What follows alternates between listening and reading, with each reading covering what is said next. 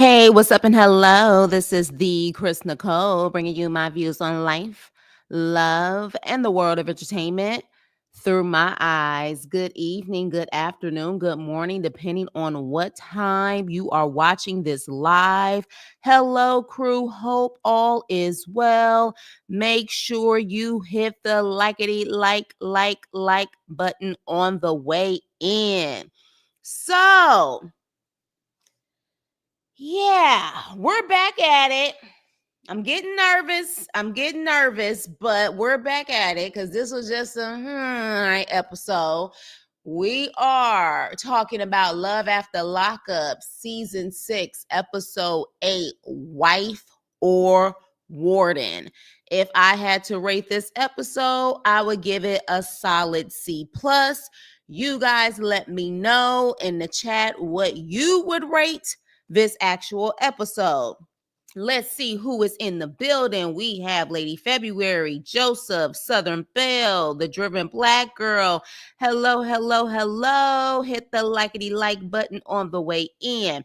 Yeah, y'all let me know what you think. I just say it was an okay episode, but we definitely have some things to talk about, especially these little fake installment plans. Yeah, I said it. Fake installment plans. Like babies and rings. All right. As if those installment plans is really going to keep someone. But we'll talk about it. So, first things first, let's get to the first couple. And it's always going to be so far Paul Bunyan, Will, and Courtney. Okay. They're always going to be the first unless they give us something a little bit more, because right now they're just giving okay. They're giving below average. But with that being said, Paul Bunyan and Courtney actually tie the knot and they get married. They had to give us a cliffhanger to see if it's actually going to happen. But she says yes, and she does these corny little scrunchies or whatever that you put on like your ponytail. She used that as a token instead of actually having a ring. Of course, he has a ring for her, but of course, she was like, well, this is the best that I can do. So at that point, she says yes, and they walk down the aisle. They get in the car. It's raining. They got the little paper cups at the end of their car talking about just married. And they almost get into a car accident in the process of them going to the airport, all right? So interesting enough, when they almost got into the accident, Will mentions, he's been in horrible accidents where he's actually had this car like flip over a couple of times. And then we hear a story about Courtney. And Courtney talks about how she was in a major accident. Now, this is deep because if it wasn't for the fact that they did a close-up, I would have never known. She said she got into a horrible accident where literally she broke her neck. Not only did she break her neck, but there was like this huge like slash like across her forehead. I was gonna post it, but I was like, I don't even know if I can post that. They may try to sit up there and ding my channel or this video because of it. But she had this horrible gash on her forehead. And she said she was in a car with her boyfriend. Her boyfriend lost control of the car and he left her there. Yeah, just left her there. Pretty much was like, okay, well, bye. And luckily she survived. By the grace of God, she survived. And then she actually shows us the actual scar, which again, you can't really see it. So I don't know if she had a plastic surgeon or they just really was able to like sew her up really well, but you can't see it. Now, again, she does have on makeup, but I would have never known. But she talks about that situation, and her mother said shortly after she pretty much healed, she was back to her old shenanigans. And she said, I apologize, Mom. And her mom, I guess, actually appreciated the fact that she actually apologized. She said she feels like Courtney seems to be more mature and that Courtney is definitely on her grown woman stuff at this time. Drop her off at the airport, and then he drops Courtney off at the halfway house. And he says, I'll call you when I get back home, which the home is the hotel, okay? So he gets back to the hotel and literally calls her. But interesting enough, you guys, when he does call her, I really didn't know who the heck was on that phone. I was like, wait, is that Courtnee? Because she sounded totally different. She was like, hey, what's up? Okay. And I was like, who the hell is that? I was like, wait, that's Courtnee? Yes, it's Courtnee. And he was like, I've never heard her talk like this. The 6 months we've been talking on the phone, I've never heard her sound like this. I don't want to accuse her of being intoxicated or even worse, that she's back on substances, but something doesn't sound right. Now, granted, she could have been just really, really tired, okay? At the end of the day, from my understanding, being in prison and having a set schedule versus that long day that they just had, she's only been out for a day. She could have been extremely tired, but I must say, even when I heard her, I said, I don't know who that is. She almost sounded like she was possessed, okay? So I was just like, I don't know. But again, he was just like, I'm going to have to talk to her about this. So the next day, he ends up picking her up at the halfway house, and he was like, you know, you kind of sounded weird last night, and I don't want to accuse you of anything, but I don't know what was going on. And so in the confessional, she was like, well, what the F he think he's doing? He's accusing me, or whatever the case may be. Now, I would like to know, you guys, do you feel that what she said was warranted? Like, we just literally got married and you can't trust me? Like, at the end of the day, I don't know. And I do know I have certain crew members who have been addicts before. I would like to know, do you feel like someone doesn't trust you, or do you feel that is more like they have every right to question you until you prove yourself that you're going to stay off of that stuff? Because I feel like, yeah, he married you, but at the same time, he also knows that you have a problem. You've had a problem in the past. Hell, he has had a problem in the past. But one thing I will say is, he said he didn't want to accuse her that night. And she said, there's nothing wrong with you asking me even at that moment if everything was okay, because maybe everything wasn't okay. I would like to know y'all opinion on the situation, but it definitely seems like I can see both sides. I can see both sides, that, you know, he really didn't want to say anything, but at the same time, he has every right to ask. Because if it didn't sound like her, it didn't sound like her. He can't trust her because he really doesn't know her. Hey, creativity. Yeah, I mean, that's possible too. But here's the problem. Her own mama don't trust her either. You have to gradually gain that trust back. When you've constantly been an F up for a very long time, you know what I'm saying? When you constantly are F up, you have to understand that people are not going to necessarily just believe everything you say off bat. Like, that's just what it is. But again, with that being said, she's kind of annoyed by the situation. I don't think that this is going to necessarily mess them up, but I do feel like he especially is in the honeymoon phase. He's in a honeymoon phase. She is definitely more realistic from what it seems so far, but he's in a honeymoon phase where he just felt like she was going to come out and they were going to live happily ever after with no issues.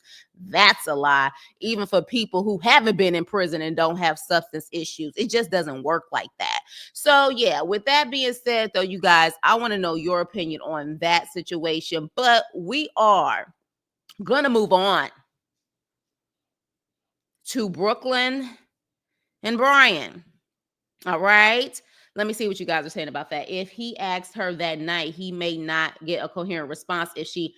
Very true. Very true. Hi, Catherine. And hey, Megan. Hey, Creativity. Hey, Danielle. Hey, Adrian. I think I said hey to everybody. I'm so sorry if when I talk, I go. Make sure you guys hit the like button on the way in, the like button. But yeah, so let's get to this couple, child. So, interesting enough, I think he's been out for 2 months, if I'm not mistaken. And he says that he has 2 weeks to find a job. Otherwise, he may have to go back to the halfway house.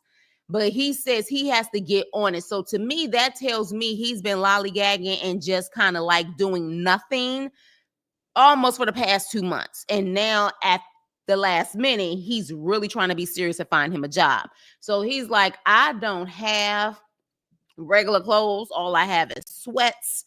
So I'm going to have to go shopping. Now, for whatever reason, it doesn't look like he wants to ask Brooklyn. It doesn't look like Brooklyn is busy. Sorry, it doesn't look like it. I mean, hell, she got on some damn pajama freaking pants from what it looked like and a damn do-rag on her head. So at that point, he calls his boy Adrian. And child, when I tell you Adrian looked like one of my exes, it's kind of a scary situation. I'm like, oh my gosh. But anywho, he's like, yo, bro, I need, let's go shopping. Let's go kick it, whatever the case may be. And Brooklyn is like, okay, well, do you need money? And he was like, no, you know what I'm saying? Like my mom and my dad, they give me money in the situation. So don't worry about it. And then she's like, well, I want to meet this Adrian. And that's the friend he called. Okay. And he was like, for what? He's like, I want to meet him. I want to meet him. Who you hanging around or whatever the case may be. Now in the confessional with that wig on her head, she says, I hope that he's a good influence or whatever the case may be. And he was like, look, you don't need to meet him. I'm out. And she was like, well, you only got a certain amount of time. And he was like, I know, but you don't need to meet him. I'm out. She decides to go downstairs anyway, looking like that. Yeah, I said it, looking like that, with pajama pants on, a freaking sweatshirt, and this do-rag on her head. So she walks up to his friend's car, knocks on the window, and she's like, yeah, hey, okay, so here's some ground rules. No bitches. All right. Won't be doing no bitches. He has curfew. He has to be back by a certain time. He has to be there by 3 or his monitor will go off. Like I'm just letting you know. And I was like, wait a minute now. Like, granted, I understand you trying to look out for him, but did y'all get vibes that was also his mama coming to the damn window? It really gave vibes that that's his mama. All right. Now, my whole thing is this. If he gonna F up, he gonna F up, regardless on what you say. But his friend Adrian's like, hold up. At the end of the day, I'm here to kick it with my boy. Pretty much, I don't care what you say. She keep running her mouth. They roll up the window on her. Which, yes, is still disrespectful, but Brian also did the same thing. And I said, okay, well, we definitely see where this is. And if your mama and your daddy giving you money, why the hell won't you stay with them? Why you staying with Brooklyn? She's really annoyed me. She acted a damn fool. I got secondhand embarrassment watching the scene. Very much so. Very much so. She definitely was acting like the mama. She definitely was. But at the end of the day, it also shows the type of respect he has for her, because he straight up rolled up the window on her too and was like, bye, get the hell on, and kept it pushing. All right. So they end up going shopping. And his friend knows the PO rules, because he asked him in the car, like, this 3 p.m., is it her rules or PO rules? And Brian said, no, it's PO rules. So they end up going shopping. And he said, look, I'm going to show you what's out here in the world. I think you doing a little bit too much too soon, being locked up already, and you haven't seen what's been going on in the outside world. We about to go to the strip club. The strip club. Mind you, when they get back in the car, it is 2:34 p.m., if I'm not mistaken. 2:34. And of course she calls and she's like, where you at? And he was like, man, what? Like, what you want? He was like, where you at? I'm on my way home. Well, I'm just saying, it's close for you to, it's almost 3:00. Okay, well, I'm going to be home. His friend says, we just going to go into the strip club for 5 minutes. Who the hell goes to the strip club for 5 minutes? Who does that? Who literally goes to any club for 5 minutes? It just don't happen. So what it seems like is he's about to miss his curfew.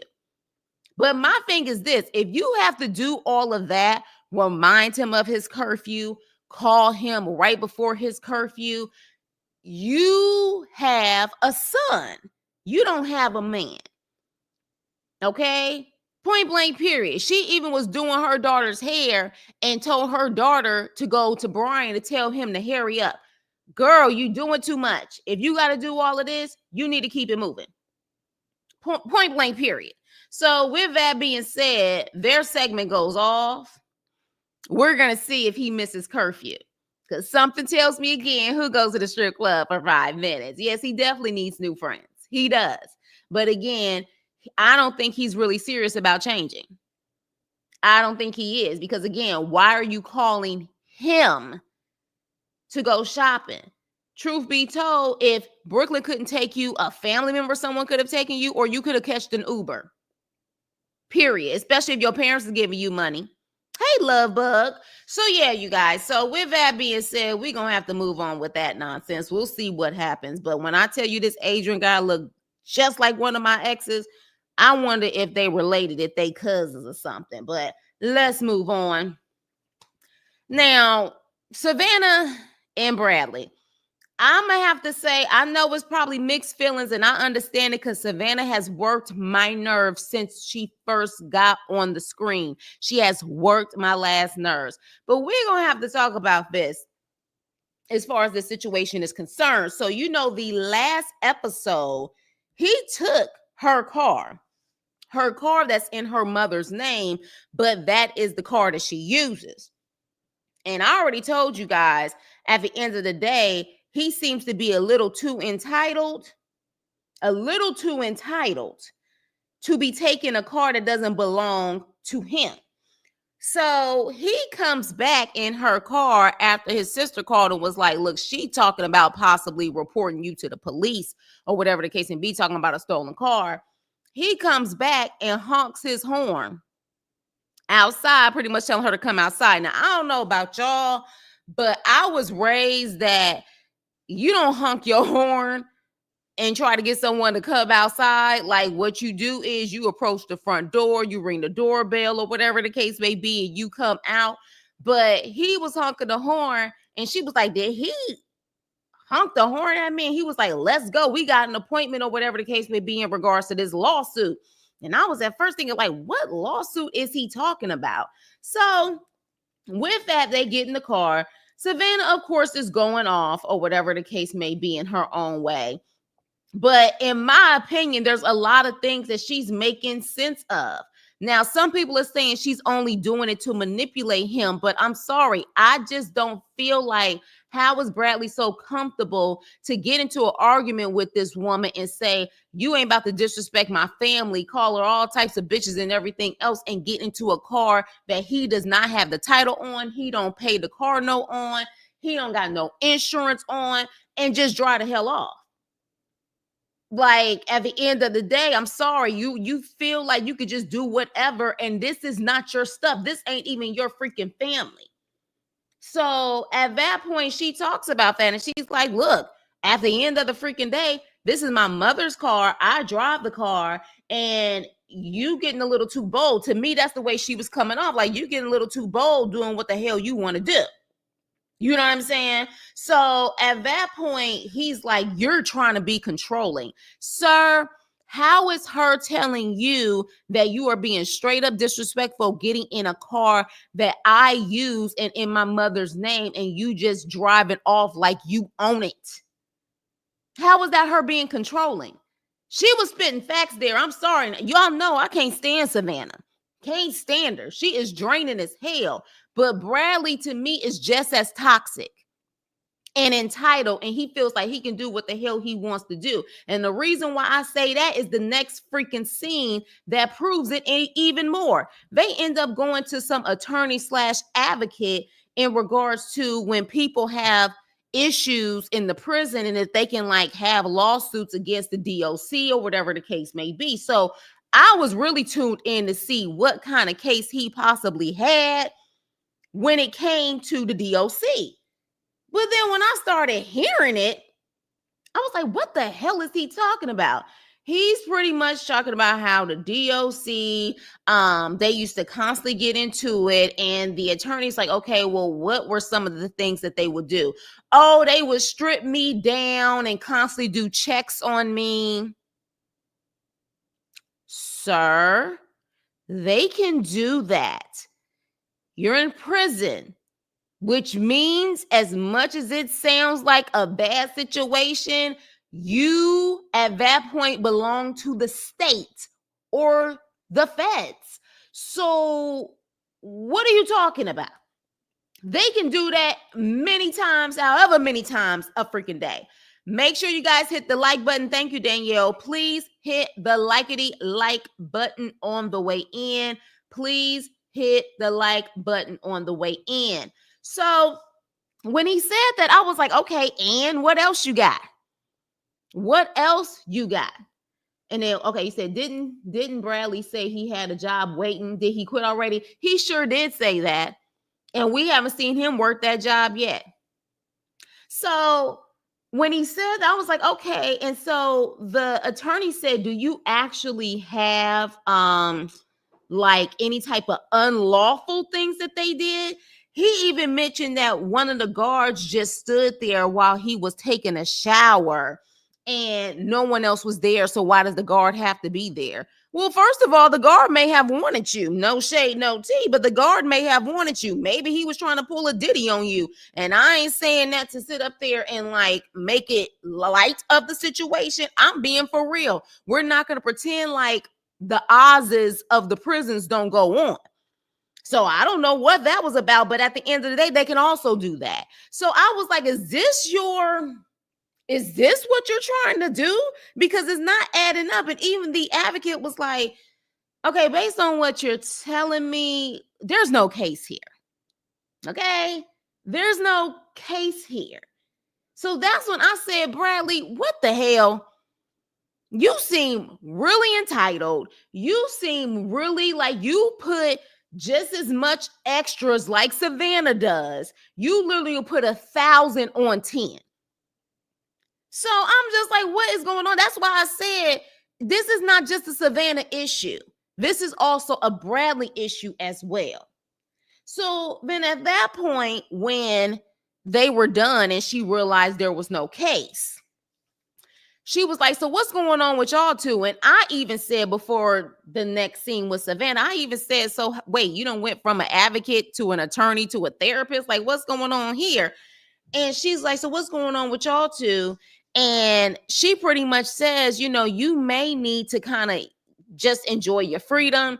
He's not used to freedom right now. And maybe you guys kind of need to separate from each other to kind of give each other that space. Of course, Savannah didn't like that at all. And she didn't want to hear it. And even Bradley was like, well, yeah, I think you're speaking my language. Yeah, I think we definitely need to do that. So when they get back in the car, she says the same thing I was thinking. So is she an attorney, an advocate, or a therapist? And he was like, well, I mean, what do you expect? We were just arguing on the way in there. So what do you expect? And she was like, you know what? Whatever the case may be. And I honestly, at that point, I would have said, you know what, you get the hell up out of my house then. But interesting enough, he was like, well, maybe we need to just separate or whatever the case may be. And she said, look, don't no MF or sit up there and tell me they don't want to be with me. So at the end of the day, I can drop you off at your father's house. He was like, well, I'm driving there now. She was like, okay. She was like, all right. So then here's the problem though. Here's the problem. She sits up there, drops him off at the house and gets in the car. Who does she call? Not one of her friends that we met last season, the two friends, the black guy and I think the white woman that she's friends with. No, she don't call them. She calls Bradley's sister. The same sister that went off on her and pretty much said the family pretty much hates her and don't want her around. She calls that sister. What the hell is wrong with you? What the hell is wrong with you? Why would you call her? She is not your friend. She's not going to advocate for you. So she pretty much was like, yeah, so your brother lives at the dad's house now. And that's just what it is. And so the sister is like, well, it sounds like Bradley walked away. And to me, I would have said, okay, Ann, it is what it is. He walked away from a good thing. I wish him the best of luck. I'm going to cover up this tattoo and I'm going to move on. But I guess she didn't like that. So she decides to say, well, his Xbox is still at my house. So you know what that means.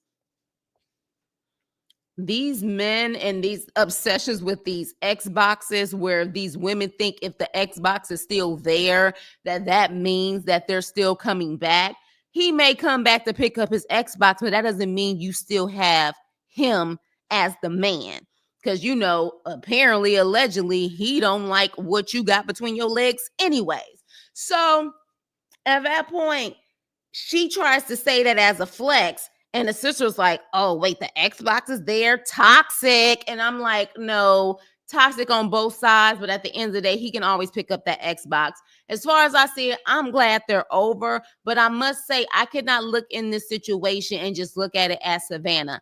I think that Bradley is also entitled. I think he is very passive aggressive. Very passive aggressive. And that conversation he had trying to sue the DOC, and he literally was just like, well, they just kept stripping me down and checking me as a reason to try to sue. How about this? You know what you can do to avoid that? Keep your ass out of prison.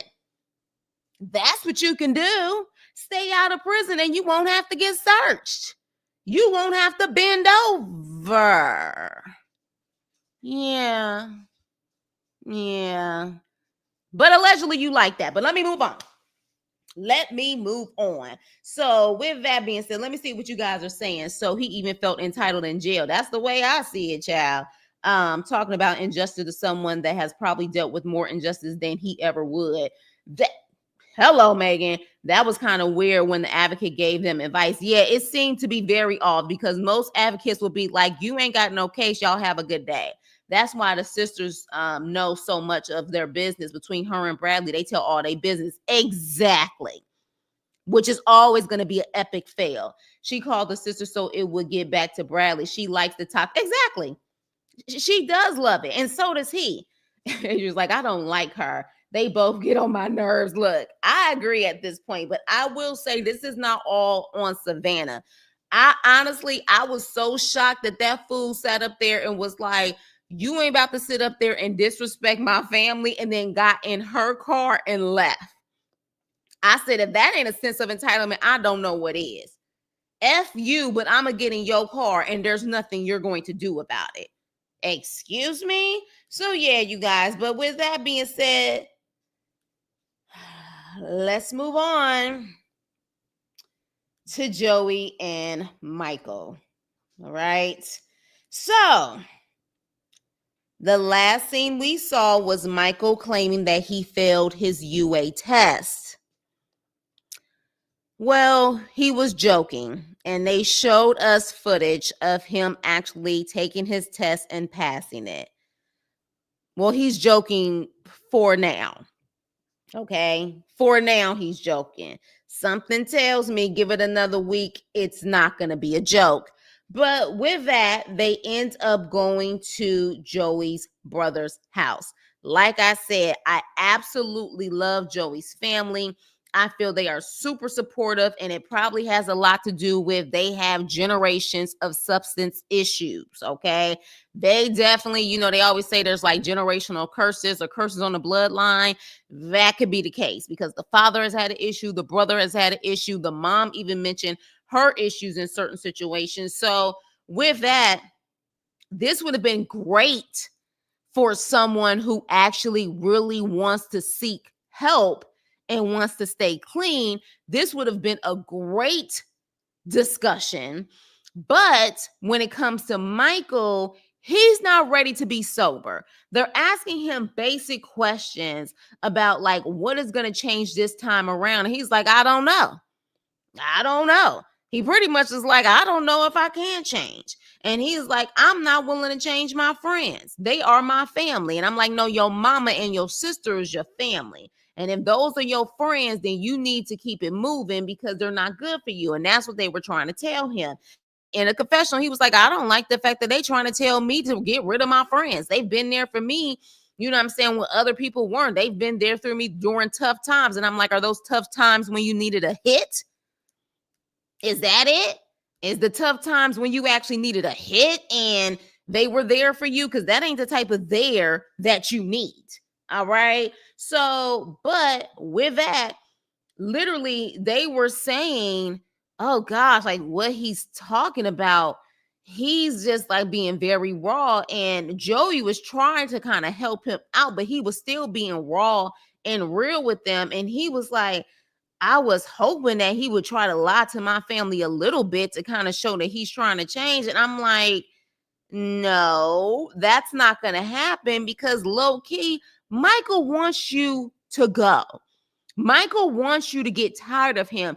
He doesn't have the courage to sit up there and just say, I'm done with you. He wants you to just say, I can't do this anymore, and leave. So I think that's why he was really being real. He wasn't trying to sit up there and butter it up, because he's like, look, how many ways do I need to slice it that, yeah, I don't want you. I don't want you. And now I'm going to tell you in front of your family's face that, yeah, I'm no good for him, and I'm probably about to get high tonight. So with that being said, the father was like, this is not good. The brother was like, this is not good.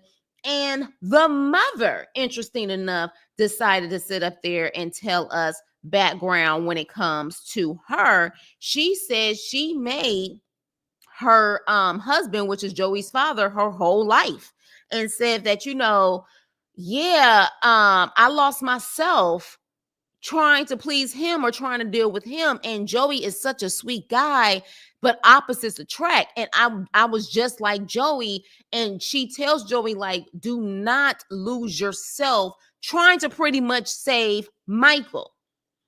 And Joey's like, I won't. And I'm like, okay.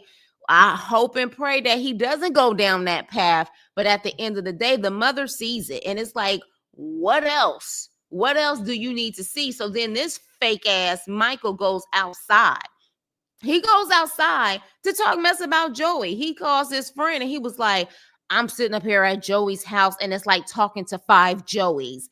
And, I'm just, I'm over it or whatever the case may be. But anywho, I want to see you tonight. Oh my gosh. Like, I'm hoping by the time this is actually, now that it's on air, I don't know the status of Joey. I'm just now starting to actually follow certain reality show people, on these shows and other shows. I don't know Joey's status, but I am hoping by the time he's seen this show, they're no longer together. Because he's giving you all the signs that he does not care. He stole your phone. He done sat up there and talked behind your back. He can't even be a good friend to you, let alone a good boyfriend. And then Joey had the nerve to talk about marriage. Marry who? Can't be marrying no junkie. Are you crazy? Yes, he needs to let it go. It's not healthy. Point blank, period. But he's trying to force it. But the problem is, as sweet as Joey is, Joey doesn't understand his self-worth. He has no self-love. And he's trying to save someone the way that his family saved and helped him. But it starts with you wanting to save yourself.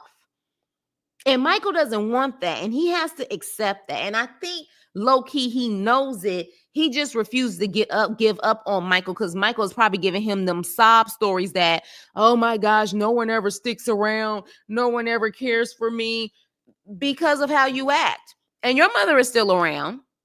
She's just over your nonsense. But let your mother deal with that nonsense. She had you. Joey doesn't have to. So with that being said, you guys, let's move on. Quiana in the snappy nappy dugout, rough and stuff with his Afro puffs. Damodrick. So they go on their first, I guess, date since he's been out of prison, and they go cake decorating, which I actually think would be kind of cute.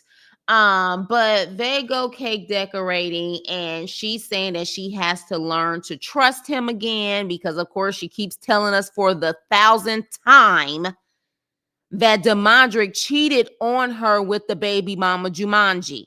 How many times you gonna tell us that? It almost seems like every time they have a segment on every episode, she gonna remind us that Damodrick cheated on her with Jumanji. Baby, if you ain't over it, you need to leave him alone. But of course, she trying to play tug of war, trying to say the boy is mine. The boy is his. He don't belong to you or Jumanji, but we gonna keep it moving. So at that point, they end up decorating their cakes, and he decides to put this nasty ass ring. I doubt very seriously he even cleaned that ring. He put it in his pocket, and he decides to put that ring in the cake or whatever. And so when they go outside, he opens up the actual box where he decorated the cake, and the ring is there. Now, let me tell you something. I'm sorry, and maybe just I'm getting older, so my vision is not as good, but I could barely see that damn ring. But as soon as he opened up the box, she was able to spot it. I'm like, Girl, for real. Were you able to really see that ring, or you was expecting that ring? You knew the ring was coming, because I was like, where the damn ring at? I said, oh, it's right there. So of course she's like, oh my gosh, I don't want to ugly cry. And I'm like, oh, here we go.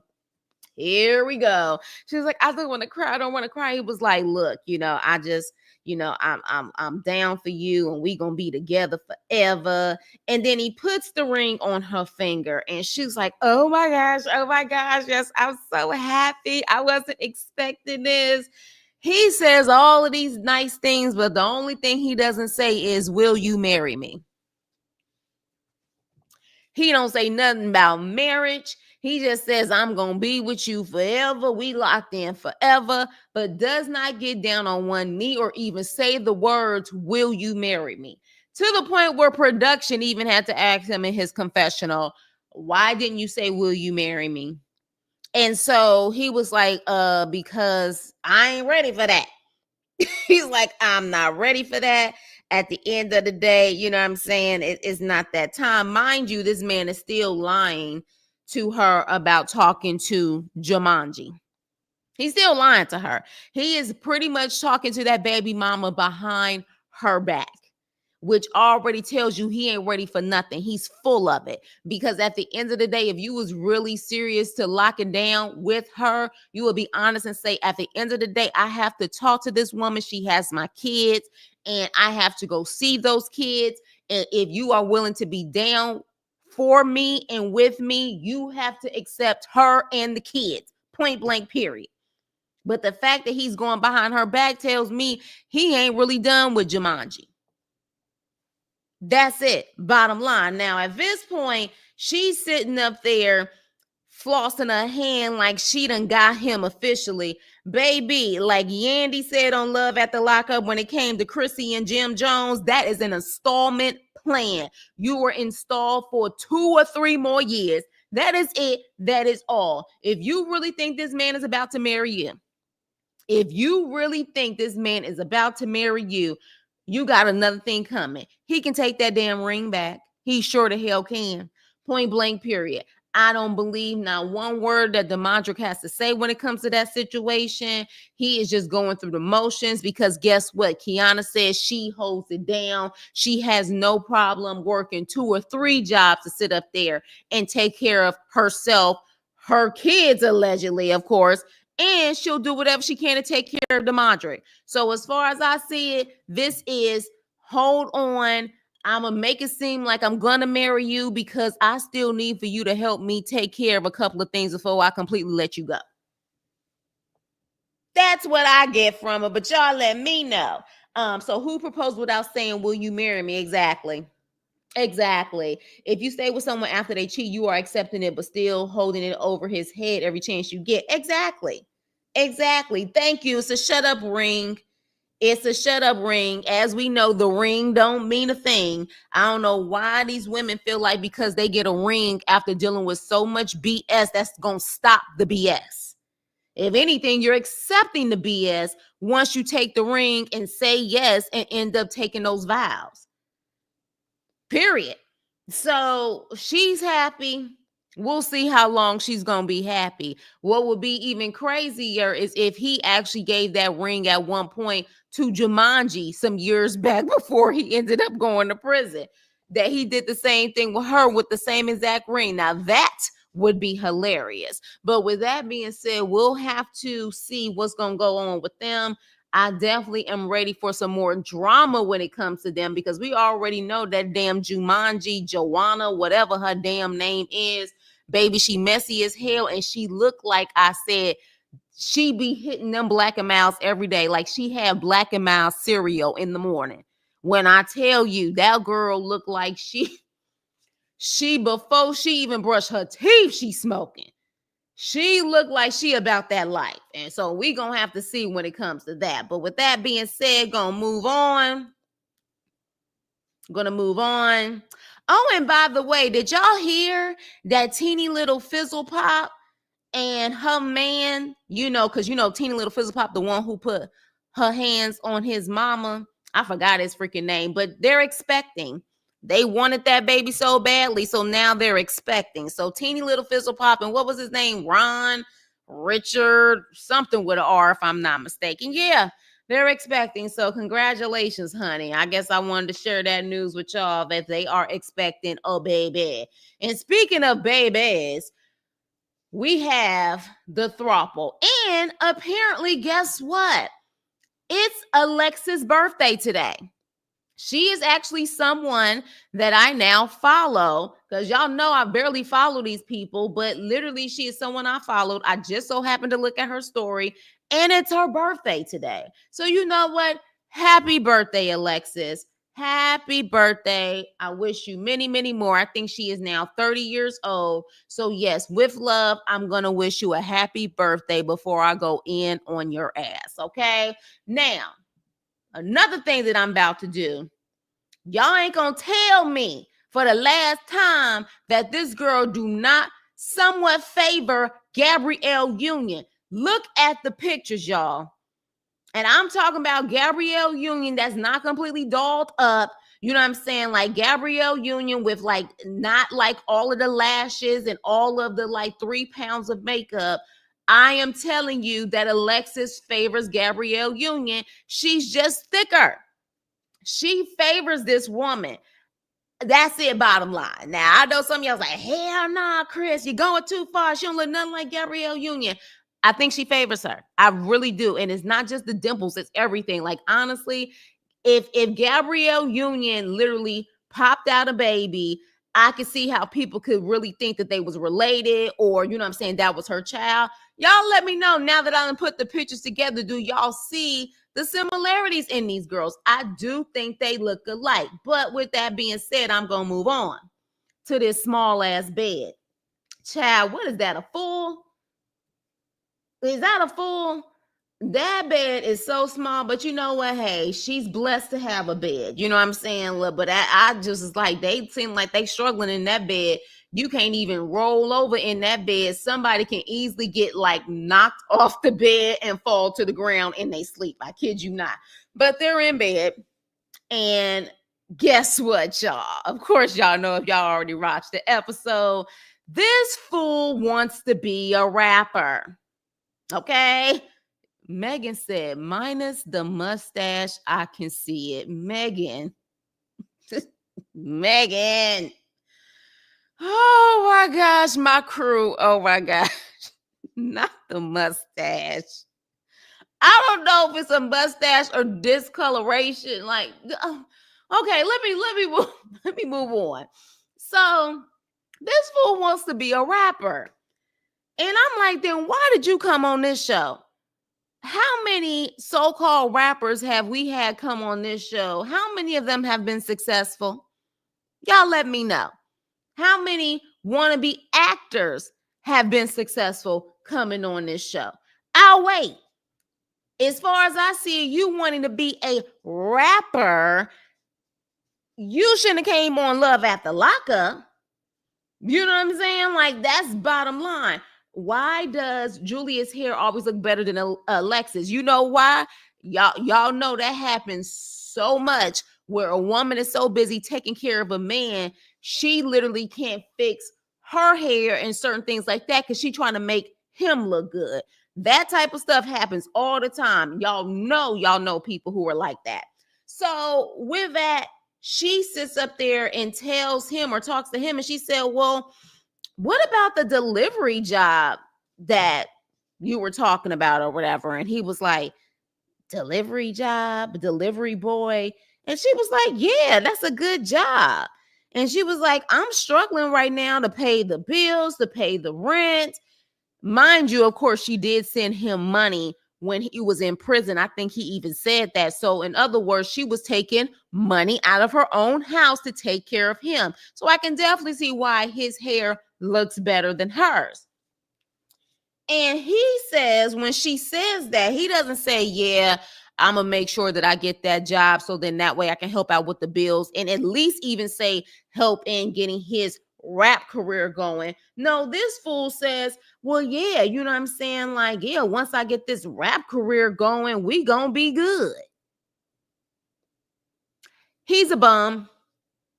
He won't even work to fund his own dreams, let alone help you pay bills. He is an absolute bum. Now, he claims he worked at Taco Bell when he was 13 years old. Okay? 13 years old. Now, I'm sorry. In what state is that allowed? He is from Ohio, right? Ohioans on this chat in the comment section later, replay gang. Can someone 13 years old work at Taco Bell? Doesn't seem like that's legal. But he swears up and down at 13, he worked at Taco Bell, but he just can't do a regular job. He likes fast money. And before he went to prison, people was feeling his music and that, now he can get out and get millions of streams and kind of be like Jay-Z. Ninja, please. Ninja, please.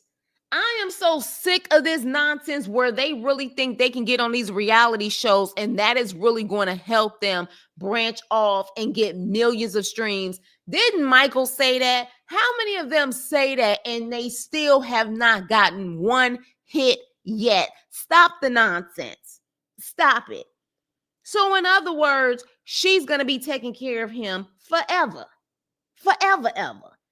Because he already said he ain't trying to get no regular job or he gonna go back to prison because he gonna try to get that fast money. So at that point, he ends up leaving. She calls her friend. Oh, but before that, child, we end up seeing her outside of her car talking about she done put an air tag on her car somewhere so she can know where Julius is going. Okay. So she needs to know where he's going. She needs to know what's going on because he don't want to share his location. Then so be it. All right. Ma'am, let me explain something to you. I be damn if I sit up there and have to literally chase someone's location, chase this person down to know where they going in my car. Yeah, I don't think so. I don't think so. If you got to do all of that, you need to keep it pushing. But again, we are talking about a woman who has low self-esteem. All right. And we see that even more this episode. I appreciate her vulnerability. Sorry, y'all. Sometimes I trip over my words. Y'all know how it is. I appreciate it. I appreciate that she's being vulnerable to us about how she feels. But at the same time, this is the reason why these dudes out here can trap her with no hesitation. Because literally after that, she calls her friend and we find out she's feeling nauseous. Yeah, she's feeling nauseous. She does not feel good. And at this point, she hasn't been using any protection like a dumbass. She didn't even use protection the first freaking day that he got out. And lo and behold, her friend comes, brings a pregnancy test. She's pregnant. All right. Now, she tells us that she wants to have a baby with him. All right. But at the same time, she doesn't trust him. But at the same time, we also heard that she's struggling financially. But then she says, having a baby in her life, she knows she'll never be lonely. And she'll always have someone to love her unconditionally. That is not a reason to have a baby, damn it. Guess what? That baby needs formula. That baby needs freaking clothes. That baby needs an education. That baby needs diapers. That baby needs a lot. Okay? Point blank, period. So again, people trying to have babies because they want love instead of trying to find self-love. I got an issue with that. And she definitely needs to take her butt to therapy. But unfortunately, yes, babies are a blessing, but she has had this child. And I'm curious to know if that fool is still not working and still trying to pursue his rap career. Because I have definitely seen him doing TikToks and things like that, like it's cute. I can guarantee them TikToks ain't making him no money. Point blank, period. So when she said that, I said, here we go. She really thinks that this is going to help her get some love, receive some love, maybe even love herself. Ma'am, this is ridiculous. So at that point, she ends up trying to call him, and his phone is off. And her friend is like, why is his phone off? She's like, I don't know. I don't know. So at this point, her friends start asking her questions, right? Oh, let me go back to the one. We gonna get to that one too, because I got a couple of questions, crew. So I'm gonna need y'all to come close on your phone or come close on your computer or your TV, because I got questions on what I'm about to talk about. But she's talking to her friend. She admits to her friend that there was another girl. She admits to her friend that, everything is not, roses and everything else, because of what he has been doing. So at that point, her friend is like, well, we need to go find him. Like, let's go find him. And she was like, you want to go? She was like, yeah, let's go. Let's go. So at that point, they get in her friend's car, because mind you, Julius has her car.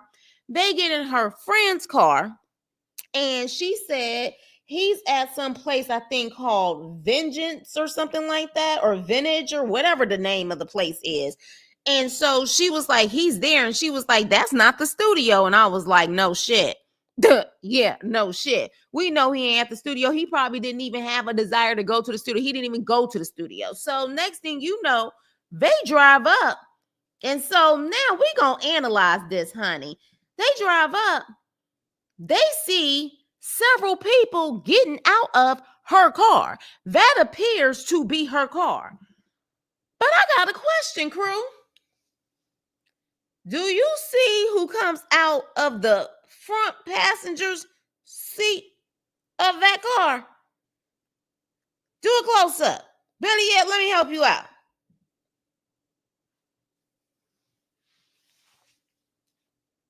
I got questions. Looks like the same person, right? I got questions. No shade. But I got questions. I don't know how this person identifies. I don't know. And y'all know, I don't sit up there. I don't sit up there and judge anyone's lifestyle. You live the life you want to live. At the end of the day, though, I am trying to figure out, no tea, no shade. And I need my crew members, a part of the LGBTQIA community, to help me out. I don't know how to identify this person. And this person got out of the front passenger seat of the car that Julius was driving, and it's Alexis' car. Some people are saying that is a boy, Damon. Some people are saying non-binary. I don't know. It could be a biological woman. I don't know. And I'm being so serious right now. I have questions and I need answers. I really need answers. And the fact that I'm looking at the chat, I'm figuring out that y'all probably don't know either. All right. I thought it was I don't know. I don't know. All right. I am sure my crew that they gonna tell me straight up, who's a part of the community, they gonna tell me straight up, like, yeah, that's it. That's it. I don't know. But what I do know is that this person got out of the front seat, and there was other people who got out of the front seat of this girl's car. So he literally packed her car up with several women and I guess other people maybe. And she drives up and she's like, she gets out the car and she's like, what's going on? Who are these people? And of course, he looking. And then you see this girl in the background looking like, oh, what the hell is going on? And then the episode goes off. Honey, Let this dude, again, here's another Bradley situation. Entitled is all hell. Pretty much saying, you ain't gonna do nothing no matter how much I disrespect you. He allows her, well, I'm sorry, she allows him to take her car. And he says, I'm not going to go where I said I was going to go. But not only that, I'm going to have females and everybody else in your car. When I tell you, but of course, is it over between them? No. Now, allegedly, people are saying that it is over, but they're just not really saying anything because they're trying to see if they can get a new season or whatever the case may be. What we do know is that she has apparently had that baby and she is locked in for life when it comes to him. She's locked in for life. So at the end of the day, what she wanted in a situation is what she got it. What she got. She wanted a Julius baby. Period. That's what she wanted. That's it. That's all. And you know what? If you want 18 plus years of that headache, because I don't feel like he is ever going to be an asset in your life. Let's hope that he would try to be an asset in that child's life, but we will see. I don't even think she's posted pictures of the baby yet. And rightfully so. She has every right to not want to post pictures of her child. But, and again, they may also be trying to do a big reveal if they get on a new season. But, you know, I just hate to see this woman who is beautiful and has so much potential. She's studying to be a nurse, to literally allow this guy to take her down this way. She has not learned her lesson from the first time. And then she had the audacity to say that Julius has never been in a relationship, so he doesn't know how to be in a relationship. Well, apparently you don't either, because the last relationship that you had another guy who was treating you like shit. So what, I mean, you haven't changed either. Hell yeah, I said that too, Tamara. I said, it's Tamara or Tamara. I'm sorry. I said that. I said, I think that sister was trying to get Julius off her back and was like, Alexis is vulnerable. Alexis wants love. Alexis has money, more money than I'm willing to give my brother. So yeah. You know what I'm saying? She can deal with him. She can deal with him, because let them tell it. They didn't necessarily know how he was. They didn't know him to be a player or whatever the case may be. They just knew him to be, you know, he was kind of quiet and secretive about his business. But here's the problem. You knew that he was no good enough to where he had to get locked up for 6 years. So if you truly was a real friend to her, you would simply say, look, I know you think my brother is attractive, but he is in prison. He's no good. If you are really serious about him, wait until he gets out and get his life in order before you decide to just waste your time with him. But of course, it didn't matter to her. She just wanted her brother to get off her back for not being there. And it says a lot about his family to not want to be there for him. The mama didn't come to see him. The sisters didn't come to see him. That should tell you that there's something going on. Period. You know what I'm saying? So that's just what it is. Julie seems like the type to never mature mentally. He'll be stuck at 18 forever. Absolutely. And you know why? Because he doesn't have to. Y'all already know he gonna have enough desperate women just off of the looks of him alone in their eyes to want to just take care of him. Just want to take care of him. Period. So I don't think he's ever going to mature. And now that he actually has gotten on this show, he already said that he was the catch. He was the one in prison. Who has that mentality besides people who feel like they've been on this show to say, I'm the catch. I was the one in prison. We have definitely lost our way where these people who have been in prison now feel like that they're the star and that, you know what I'm saying, people should be lucky and privileged that they are willing to deal with them. Like, sir, you were in prison. You had nothing. Yes, everything that looks good isn't good for you. Absolutely. So this actual episode wasn't really me clowning like I normally do. First of all, the episode wasn't that damn good. I gave it a damn C plus. It wasn't that good. It was just okay. But at the same time, I don't like people thinking that rings and babies are a flex. I just don't. I don't play when it comes to marriage. I don't play when it comes to children. Those are the two most sacred things, in my opinion, that we have on this planet is marriage and kids. And people like to just throw that stuff around like it's a freaking accessory or a trinket. I don't like it. And this definitely was given that this episode. Rings thinking that's gonna make someone change or make sure that they know that you the number one chick, and that number one chick stuff means that there's a 2, 3, 4, 5, 6, maybe even 7. All right. And then having a baby thinking that that's going to keep someone or you're going to get unconditional love. You better hope and pray that baby is healthy. People want to have healthy babies. They don't always have healthy babies. You don't know what road that baby's going to take you down. So you wanting unconditional love is not the reason to have a baby. You have to protect that baby's future, mental health, and the fact that you don't even love yourself and you willing to have this man take you through so much, just like the last man, baby. Oh, what is she going to teach her daughter? That's all I'm going to say. What are you going to teach your daughter when you clearly are allowing these men to just run over you? As beautiful as you are, this don't even make no sense. It don't. With that being said, you guys, that was the end of my review. Y'all got to let me know what y'all think about this episode, what you think about the engagements or the actual marriages. We had one marriage. We had one, what the hell am I talking about? There was no damn engagement. We had one promise ring, not even a promise ring. It was a shut the hell up ring. It was, okay, leave me alone. I'm going to install you for another 2 or 3 years because I need to stay at your house because I can't stay at anybody else's house.